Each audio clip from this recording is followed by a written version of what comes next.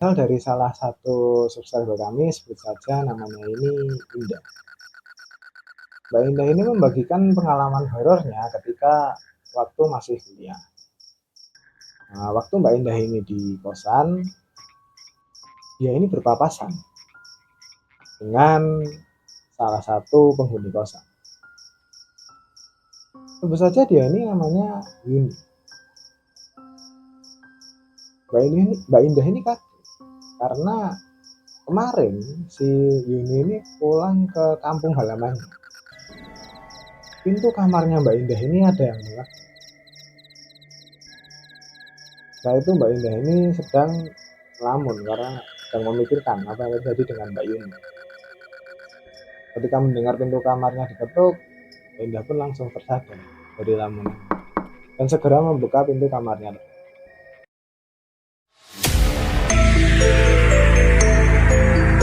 Halo sobat semua, selamat datang di channel Pos Horor, channel yang membawakan cerita-cerita horor dan cerita-cerita misteri. Untuk kalian semua yang mungkin baru saja menemukan channel kami di beranda YouTube kalian dan tertarik dengan cerita-cerita horor, kalian bisa subscribe dulu ke channel kami agar mendapatkan update terbaru dari kami. Untuk jam tayang, kami tayang setiap Selasa dan Kamis pukul 7 malam. Nah, masuk ke cerita di episode kali ini. Cerita kali ini berasal dari salah satu subscriber kami, sebut saja namanya ini Indah. Mbak Indah ini membagikan pengalaman horornya ketika waktu masih kuliah. Di sini diceritakan, Mbak Indah ini adalah seorang mahasiswa yang berkuliah di salah satu perguruan tinggi negeri yang cukup ternama di Indonesia. Karena Mbak Indah ini seorang perantauan, maka Mbak Indah ini memutuskan untuk ngekos. Itu Mbak Indah karena mungkin ya dari keluarga yang kurang mampu, maka Mbak Indah ini mencari kosan yang bisa dibilang murah. Dan tempat kosan ini pun juga tidak seram, karena kondisinya itu ya layak dan bagus. Berhubung Mbak Indah ini seorang mahasiswa tingkat akhir dan mengambil D3, Mbak Indah ini sedang mengerjakan tugas akhir yang bertepatan juga dengan libur semester. Karena itu Mbak Indah ini tidak pulang. Di tempat kosan Mbak Indah ini terdapat 8 kamar. Dari 8 penghuni kamar tersebut ada satu orang yang bukan mahasiswa, melainkan pekerja atau disebut karyawati. Ini sebut saja namanya ini Indri. Karena bertepatan dengan libur semester, maka mahasiswa yang sedang ngekos di sana pun otomatis semuanya pulang, kecuali Mbak Indah ini dan Mbak Indri. Mbak Indri ini tidak pulang karena dia bukan mahasiswa, melainkan pekerja. Itulah kos-kosan tersebut menjadi sepi karena hampir semua penghuni kosan tersebut pulang. Seperti biasa, Mbak Indah karena sedang mengerjakan tugas akhir, biasanya dia ini ketika pagi hari banyak menghabiskan waktunya di tempat studi kasus atau di perpustakaan di kampus ini. Biasanya Mbak Indah ini pulang menjelang maghrib, bahkan bisa sampai setelah maghrib untuk sampai di kosannya. Pada suatu hari, seperti biasa Mbak Indah ini pulang setelah mengerjakan tugas akhirnya. Mbak Indah sampai di kosan sekitar menjelang maghrib. Nah, waktu Mbak Indah ini di kosan, dia ini berpapasan dengan salah satu penghuni kosan. Sebut saja dia ini namanya Yuni. Mbak Indah ini kaget karena kemarin si Yuni ini pulang ke kampung halamannya. Namun di malam itu Mbak Indah berpapasan dengan si Mbak Yuni ini. Mbak Indah pun menyapa Mbak Yuni. Yun, kok kamu di sini? Bukannya kamu pulang kampung? Mbak Yuni ini ditanya seperti itu hanya senyum-senyum saja. dan langsung pergi meninggalkan Mbak Indah. Heran pikir Mbak Indah di situ. Namun karena Mbak Indah ini masih berpikiran positif, maka dia tidak terlalu memikirkan hal tersebut dan langsung menuju ke kamarnya. Singkat cerita, Mbak Indah ini ternyata ketiduran. Dan tiba-tiba di tengah malam, Mbak Indah ini terbangun dan merasa ingin ke kamar mandi. Di sini diceritakan bahwa di kosan Mbak Indah ini bukan kosan yang terdapat kamar mandinya di dalam, melainkan kamar mandinya di luar. Maka Mbak Indah di sini pun segera bangun dan keluar menuju ke kamar mandi. Nah, setelah Mbak Indah menyelesaikan hajatnya di kamar mandi, ketika keluar dari kamar mandi, Mbak Indah ini ketemu lagi dengan Mbak Yuni. Tapi di situ diceritakan bahwa di sini Mbak Yuni ini wajahnya sangat putih dan tatapannya kosong. Disitulah Mbak Indah ini menanyakan keadaan Yuni. Yun, kamu sakit ya? Kok kamu kelihatan pucat? Waktu ditanya, laki-laki Mbak Yuni ini tidak menjawab. Dan laki-laki cuma membalas dengan senyuman tanpa melepaskan kata-kata pun. Di situ pun juga Mbak Indah dengan sedikit keheranan atau kebingungan langsung menuju kamarnya untuk istirahat lagi, untuk tidur lagi.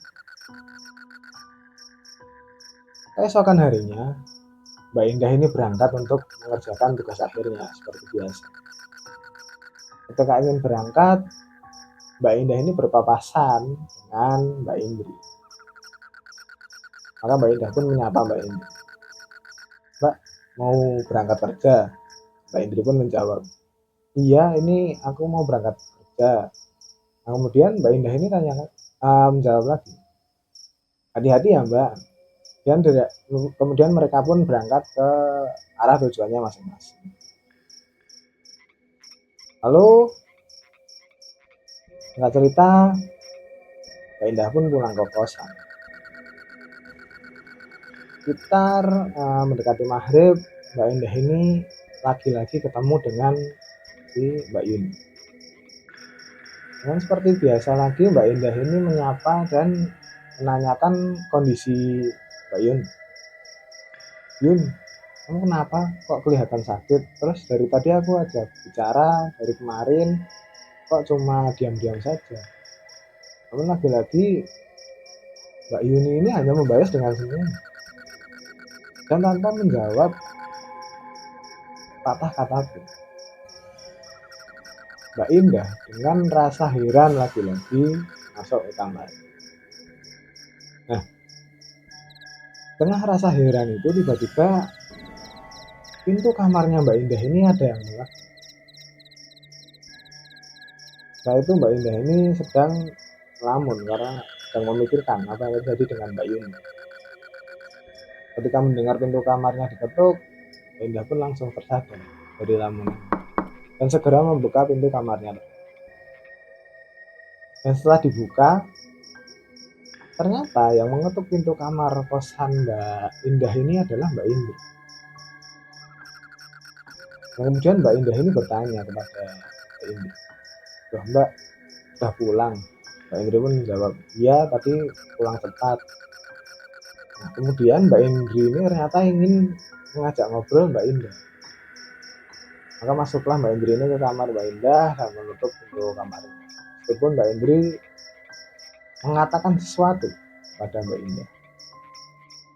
Dah, tadi kamu ngobrol sama siapa? Padahal aku lihat tidak ada orang. Hanya aku heran. Dan dari kemarin-kemarin pun aku lihat kamu ngobrol-ngobrol sendiri. Nah, dikatakan seperti itu Mbak Indah ini kaget. Loh, padahal aku ini kemarin bicara sama Yuni. Setiap aku tanya atau aku ajak ngomong, dia ini selalu senyum dan tidak menjawab apa-apa.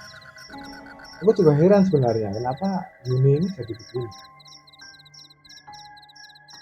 Nah, sekarang gantian Mbak Indri ini kaget mendengar jawaban dari Mbak Indah ini. Di situ Mbak Indri memberitahu kepada Mbak Indah bahwa sebenarnya Yuni ini sudah pulang sejak 3 hari yang lalu. Jadi di kosan ini ternyata cuma ada Mbak Indri dan Mbak Indah berdua. Sontak Mbak Indah pun langsung merinding dan takut mendengar penjelasan Mbak Indri. Di sini Mbak Indah pun langsung meminta Mbak Indri untuk menemaninya pulang.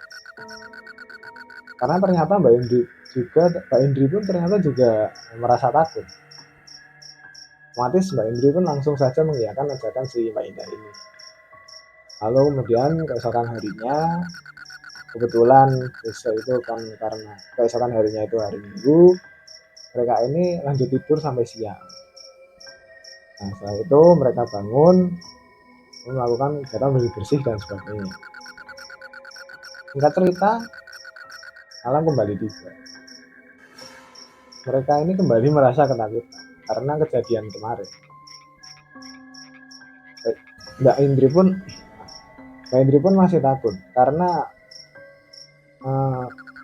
peristiwa kemarin dan masih memutuskan untuk tidur bersama lagi di kamarnya Mbak Indri.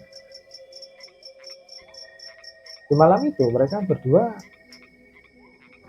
kembali terkejut karena ada ketukan di pintu kamar. Otomatis mereka berdua pun ketakutan dan saling menatap.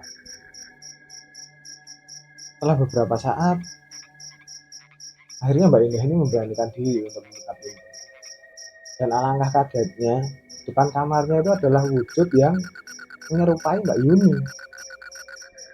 Namun kali ini sosok itu memakai pakaian warna putih sambil senyum dan parahnya lagi kemudian tertawa.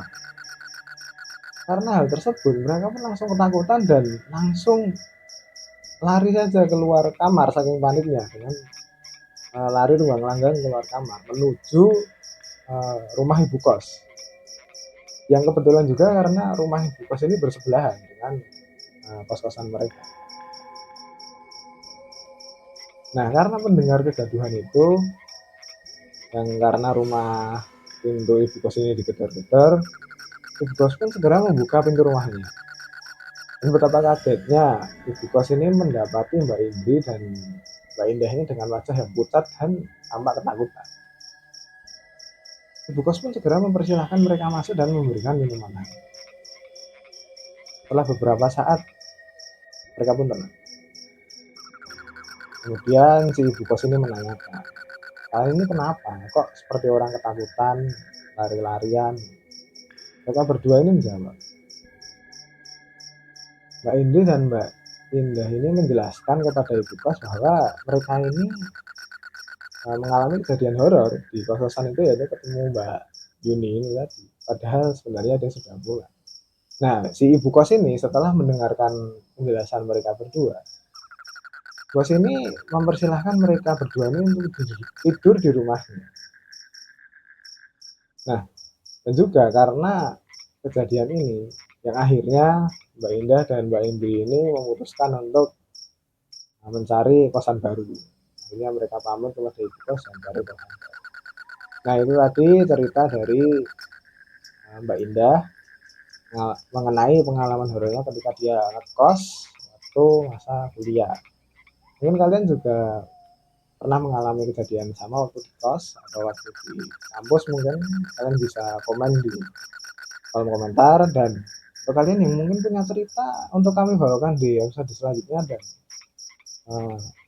mungkin punya cerita-cerita menarik, kalian bisa kirim ke email, ke DM Instagram dan DM TikTok yang sudah kami taruh di deskripsi.